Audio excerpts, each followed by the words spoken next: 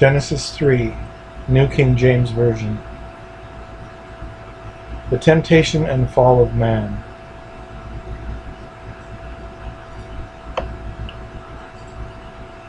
Now the serpent was more cunning than any beast of the field which the Lord God had made. And he said to the woman, Has God indeed said, You shall not eat of every tree of the garden? And the woman said to the serpent, We may eat the fruit of the trees of the garden, but of the fruit of the tree which is in the midst of the garden, God has said, You shall not eat it, nor shall you touch it, lest you die. Then the serpent said to the woman, You will not surely die, for God knows that in the day you eat of it, your eyes will be opened, and you will be like God, knowing good and evil. So when the woman saw that the tree was good for food, that it was pleasant to the eyes, and a tree desirable to make one wise, she took of its fruit and ate. She also gave to her husband with her, and he ate. When the eyes of both of them were opened, and they knew that they were naked, and they sewed fig leaves together and made themselves coverings.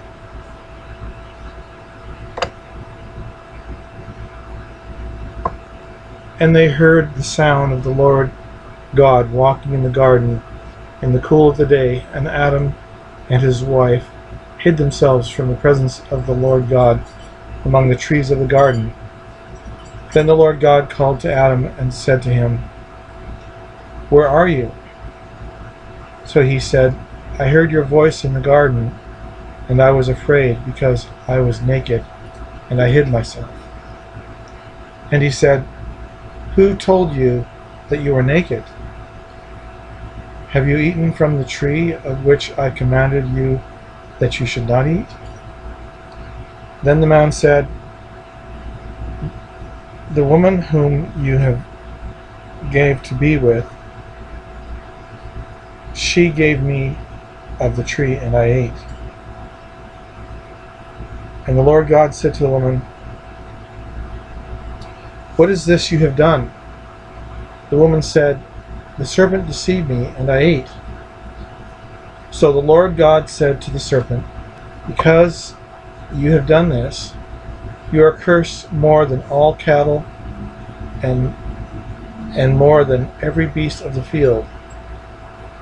On your belly you shall go, and you shall eat dust all the days of your life. And I will put enmity between you and the woman, and between your seed and her seed. He shall bruise your head, and you shall bruise his heel. To the woman he said, I will greatly multiply your sorrow and your conception. In pain you shall bring forth children.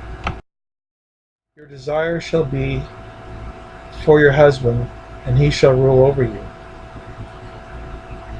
Then to Adam he said, Because you have heeded the voice of your wife, and have eaten from the tree of which I commanded you, saying, You shall not eat of it. Cursed is the ground for your sake. In toil you shall eat of it all the days of your life. Both thorns and thistles it shall bring forth for you, and you shall eat the herb of the field. In the sweat of your face you shall eat bread, till you return to the ground. For out of it you were taken. For dust you are, and to dust you shall return. And Adam called his wife's name Eve, because she was the mother of all living. Also for Adam and his wife, the Lord God made tunics of skin and clothed them. Then the Lord God said, Behold, The man has become like one of us, to know good and evil. And now, lest he put out his hand and take also of the tree of life, and eat and live forever. Therefore the Lord God sent him out of the Garden of Eden to till the ground from which he was taken. So he drove out the man, and he placed cherubim at the east of the Garden of Eden, and a flaming sword which turned every way to guard the way to the tree of life.